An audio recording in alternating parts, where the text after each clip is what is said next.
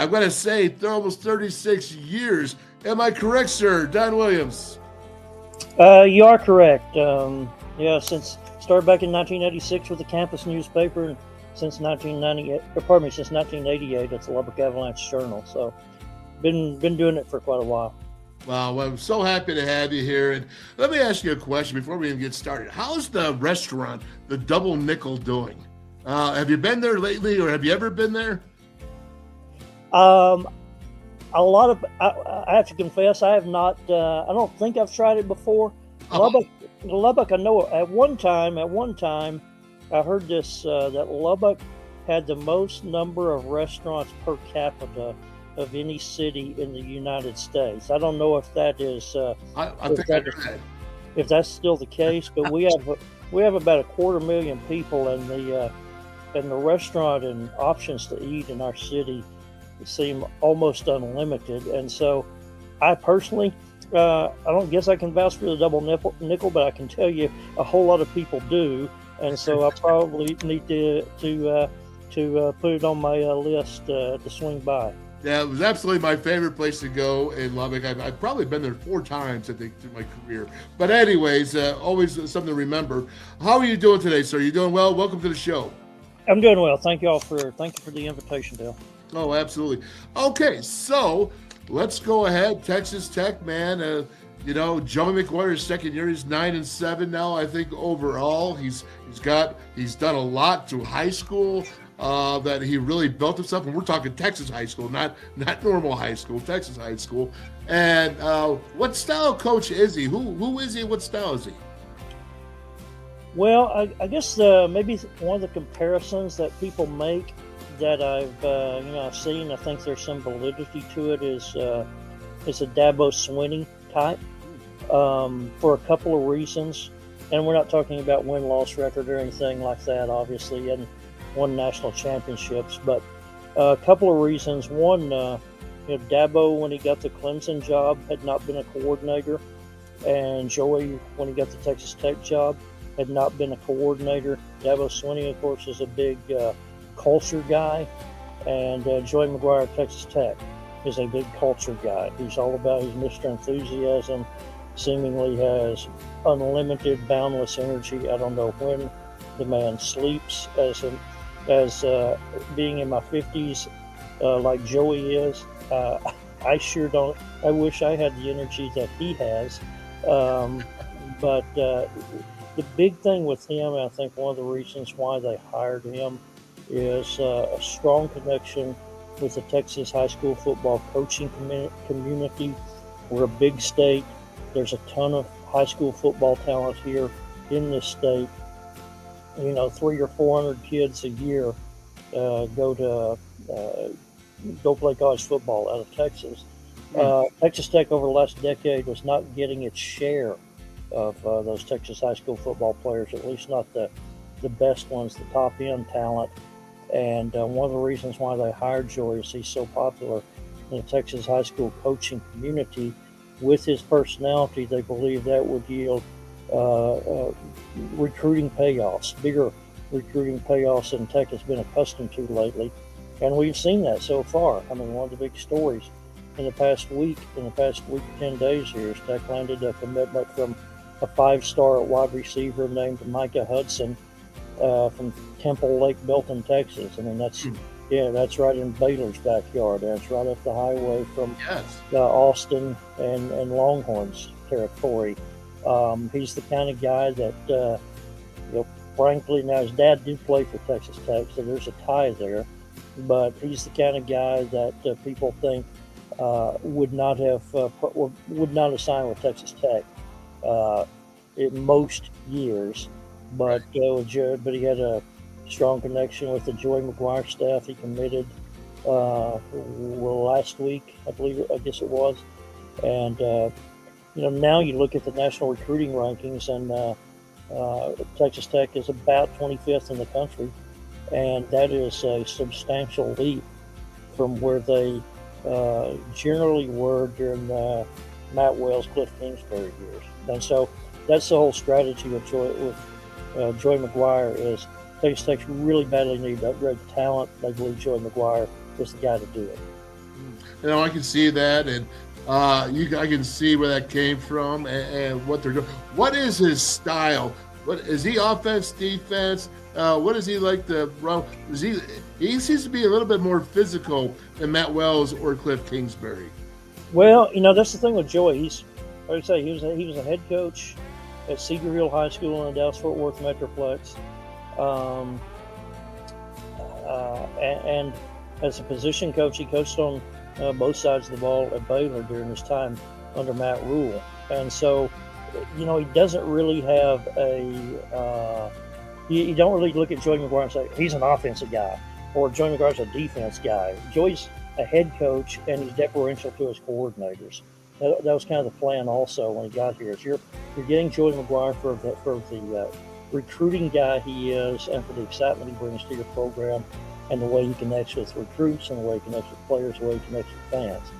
And I think the plan was when you hire him, then you need to hire really good, experienced coordinators. I got a good, experienced defense coordinator, and Tim DeRuyter, who's been a lot of places. He was a head coach at Fresno State, and then one of the young up-and-coming offensive coordinators in Zach Kitley.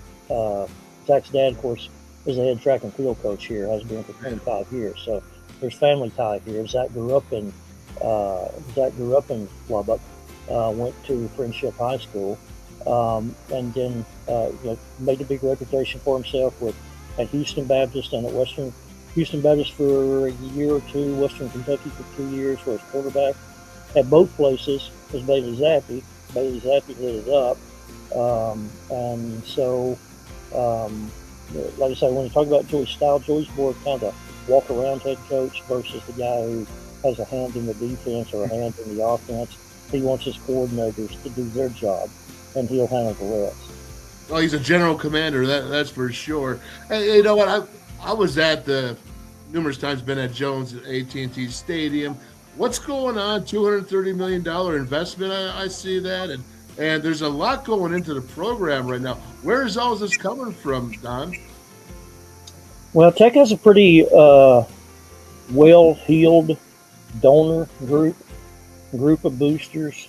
They've done really well in fundraising.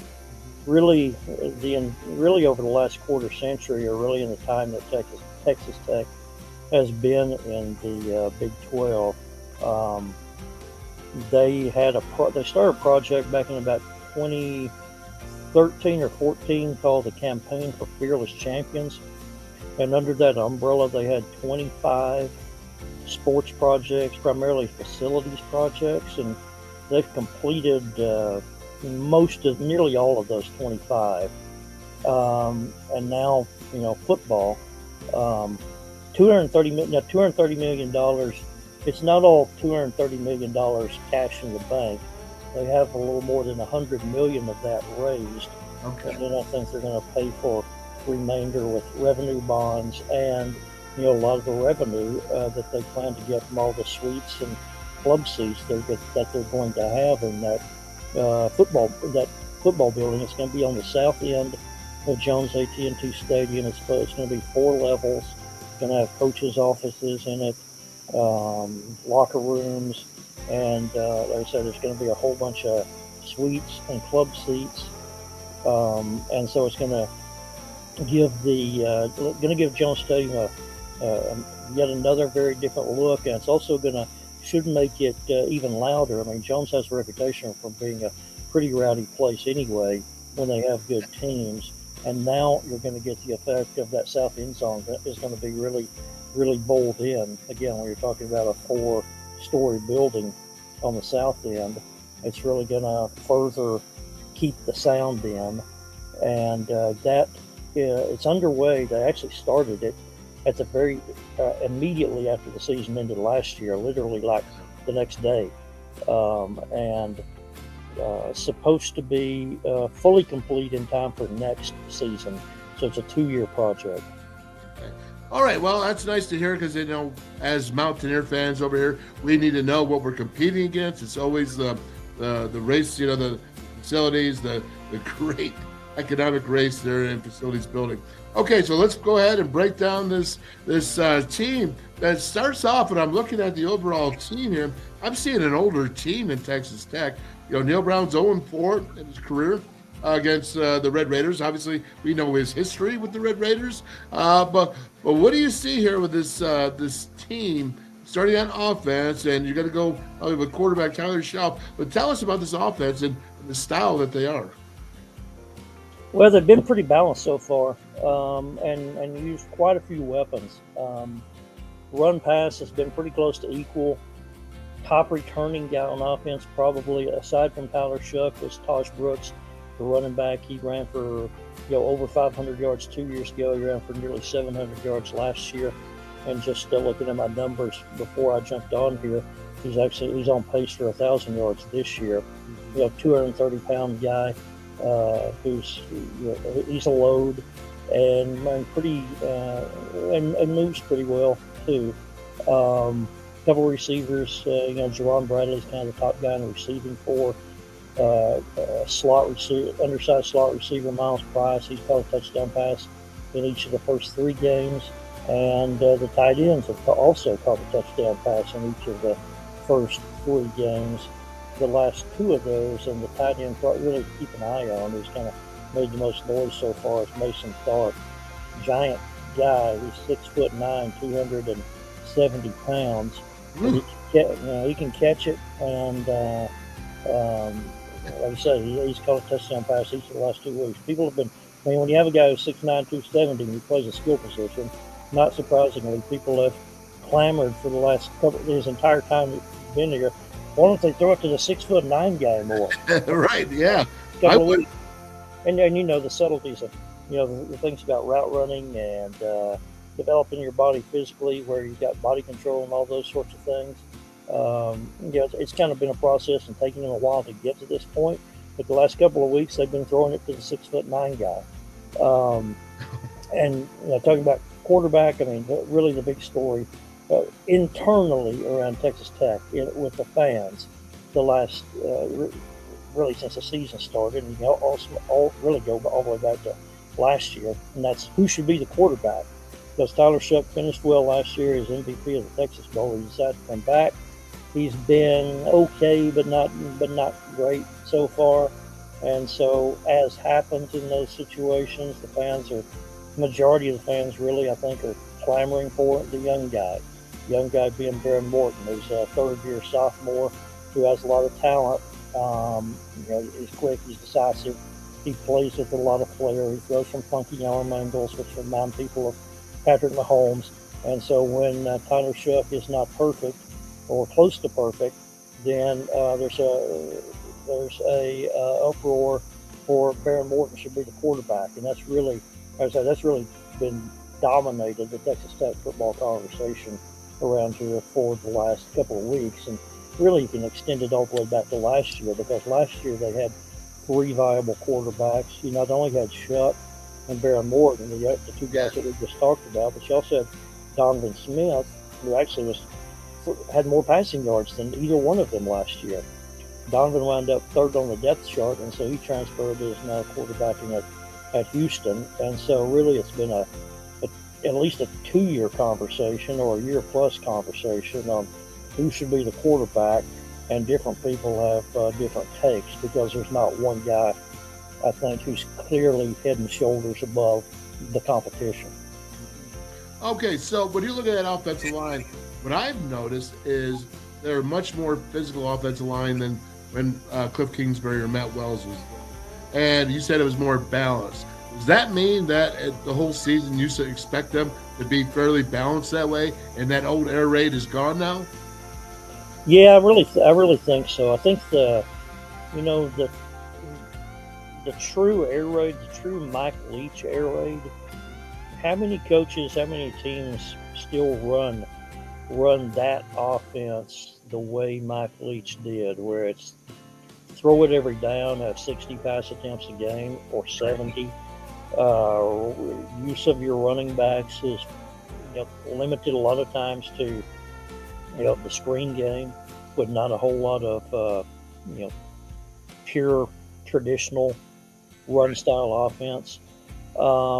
And again, given the fact that, with some uncertainty at quarterback, with the fact that you have an experienced running back who's had 2 good years back to back before this season, that the fact that you have several different options at receiver, but probably not really a big time number 1 receiver. I tend to think that the offense that the way they've run the offense the last 3 weeks is probably going to be pretty similar to how they continue to do it. And I'd also add in there too, and this is something to look for Saturday, but also every week, and that's that Tyler Shuck is a really viable runner. I mean, if you look at him in pregame warm-up, you see a 6'5", 230-pound guy, you think, okay, he's going to stand back there and throw it. Well, he's only going to take off if he absolutely has to, but that's not the case. I mean, in the bowl game, he carried 25 times for 111 yards, and in game 2 against Oregon, he carried 23 for 101, I believe was the number, but that was misleading because you take away the sacks, and it was 19 rushes for 145 rushing yards. And I mean, he popped one very early in that game, 58 yards, and that was against, like I said, that's against Oregon. That's against legit athletes on defense, and he went 58. It was 58 yards before somebody tracked him down. He's a guy who's very capable of getting 6, 7, 8 yards a pop. Mixing, a 12-yarder, a 15-yarder. The interesting thing about it, though, is there are some weeks where, you can kind of see, I think it's kind of game plan wise, you can see some weeks where they feel like the defense is going to give quarterback run, or there are things that they could take advantage of in quarterback run. And you'll see Shuck with 15 or 20 rushing attempts. And then there's other weeks that he doesn't run it very much. Last week, Taj Brooks, the running back, had 19 carries, 158 yards. Both of those were career highs. But not telling Mountaineers defensive staff anything they don't know, because I know they're already game planning it. But they got to be very mindful of the QB run game when you're facing Tech. Well, I will say this: Taj Brooks, I believe, is an NFL running back, so the Mountaineers better be ready to tackle, because he's pretty darn tough, and 6'5", 230. Quarterback is definitely an obstacle. I saw him run those runs. He is elusive. All right, so let's go ahead, Don. Let's flip it over. I count 9 seniors and 2 juniors, with a freshman, redshirt freshman, Ben Roberts, switching in and out. Is that true? Defensive, here's the big off-season development for the Texas Tech defense is they had 5 guys who are seniors who started last year, who all used that COVID bonus year. Okay. Both year, so the defense is very, very experienced. Both your defensive tackles, Jalen Hutchinson, Tony Bradford, are guys who have played here absolutely forever. One's a 5th-year guy. They're a 5th-year guy and a 6th-year guy, and they've been playing since they were freshmen. Both of the starting cornerbacks, Malik Dunlap and Rashad Williams, senior guys on COVID years. Free safety, Dadrian Taylor Demerson, same thing. Returning starter, senior guy on a COVID year. This is year 5 for him, and he was making plays when he was a freshman for this team. So the defense is really experienced.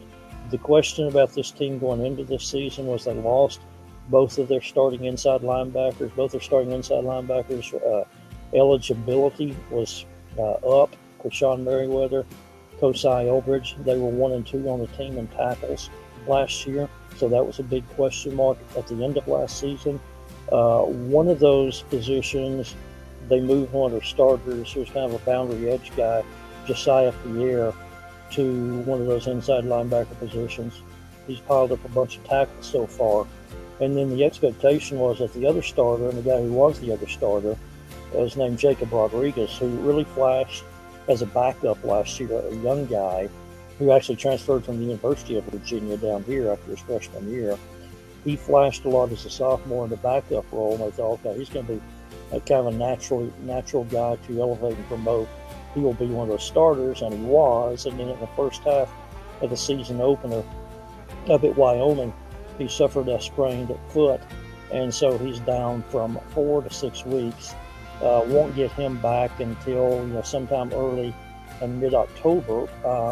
But you alluded to it a moment ago. Ben Roberts is another kid who's a redshirt freshman who coaches talk all about the time is talk all the time about if a key guy goes out and gets injured, then that's the opportunity for somebody else to step in and make plays. And Ben Roberts has been that somebody else who stepped in and made plays. And his first career start in the Oregon game, he was credited with 12 tackles, a couple of tackles for loss, caused a fumble. They really liked him and talked a lot about him last year when he was redshirting.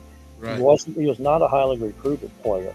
He was a kid who played on a good 4A high school team, had good stats, but he was recruited by all the smart kid. He was recruited by all the service academies and some other not big time blue blood programs. Comes here, like I say, they've been talking kind of quietly behind the scenes that he did good things last year when he was redshirting, and he's shown it so far. Almost immediately, as soon as he got the opportunity to step into a big role, he took advantage of it. So he looks like a baller. He really does. He looks like a baller. But let me ask you this, and then we'll finish up here. But I'm looking at 6'3", 215 Rashad Williams, and then I'm looking at 6'3", 220 Malik Dunlap. Have you seen corners this big in the Big 12 other than those two? I mean, for a pair, seniors, they can run too. They can go man coverage. How do you see West Virginia you could have Garrett Green in there, you could have Nico Marchio, whatever it might be, but you're looking at guys that you better stop the run game against West Virginia. How do you see this Texas Tech defense attacking WVU? Well, I think you said what Joey McGuire said. What came out of his Monday press conference. It seems like some of the first words out of his mouth is how West Virginia's ability to run the ball, their willingness to run the ball, the priorities that they put on it, and it feels like they have good talented running backs. So that's kind of that is, I think, their priority.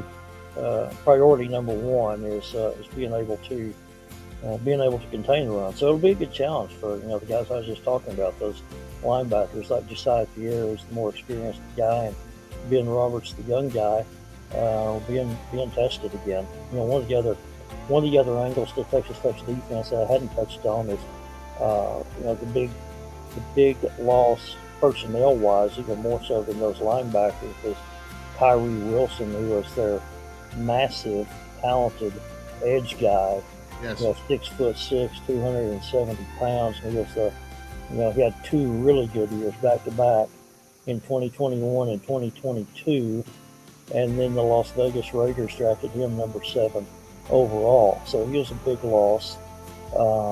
And they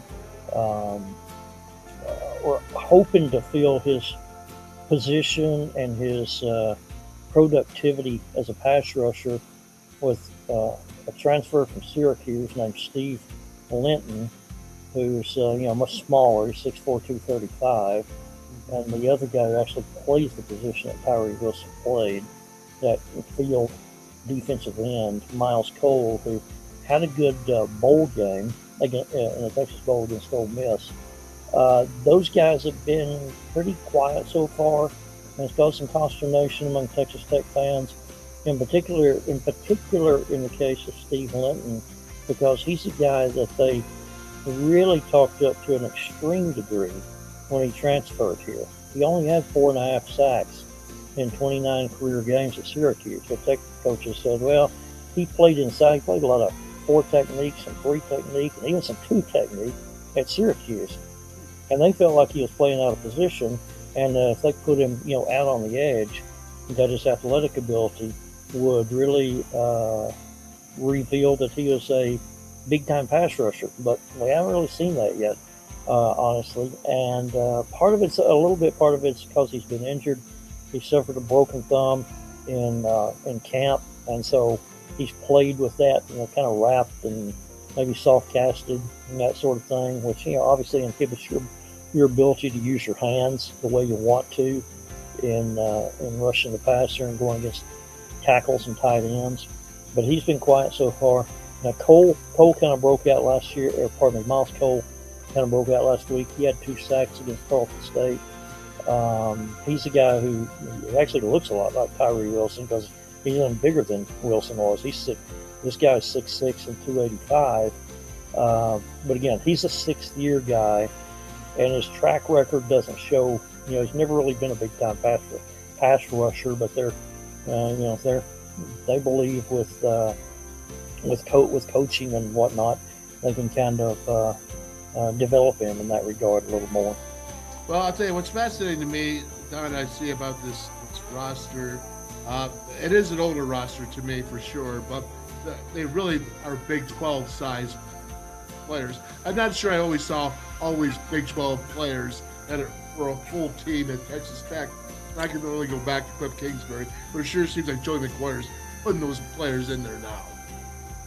Yeah, and like I say, that was, if you want to know why Texas Tech kind of struggled for the last 10 years, they were okay teams, but they were not in position to compete for any kind of championships. They were, generally around that 6-6 mark. I say 6-6. Heck, they had a stretch of 5 losing seasons in 6 years where they were more, 5-7, 4-8.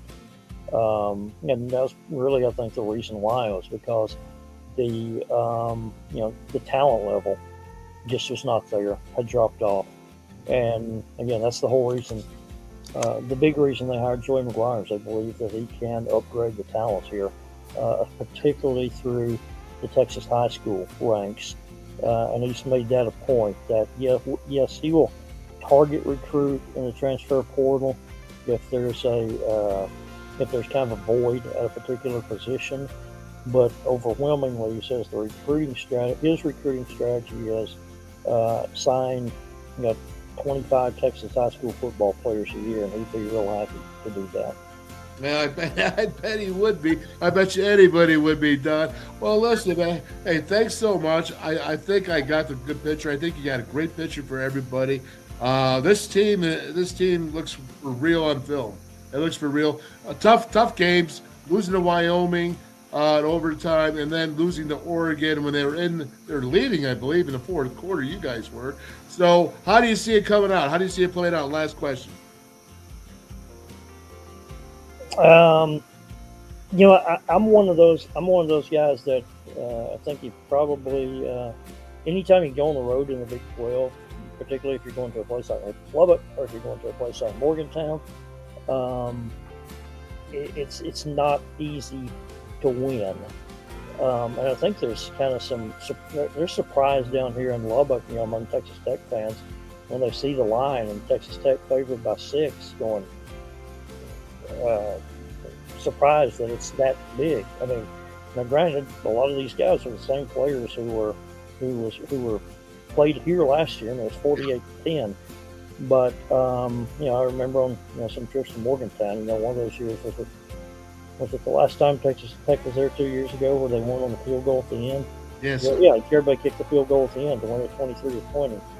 And so I tend to think it's going to be a close game again. I guess I'll pick Texas Tech, but it's the kind of game where I think it's kind of whichever team plays best. Because I don't know that either team has a real decided huge advantage in talent and can just go impose its will on the other. And so I'll take Tech, but I don't see it as a game that's going to be easy for Tech to win. All right. Hey, Don, thank you so much. I appreciate you, man. Are you coming to town this weekend? I am, and very much looking forward to it. I'm a traditionalist who loved the Southwest Conference and loved those regional rivalries, much like West Virginia and Pitt. I'm glad to see West Virginia and Pitt playing again.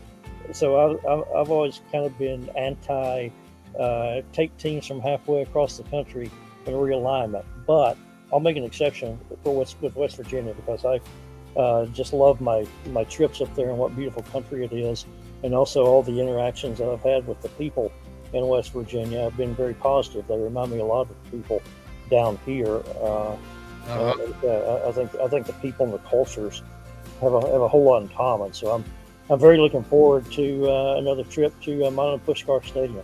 Yeah, right on. And I will say it about Lubbock as well. I think they're perfect Big 12 schools or towns because they care all about their teams and all sports too. All the sports. I mean, it really supported. So I know there's a lot going on in Lubbock. I know there's a lot happening. Texas Tech, man. So best wishes, Don. Thank you. Safe travels up here. Hey, thank you. I appreciate the invitation and enjoyed the visit. All right, me too. Thank you so much. God bless.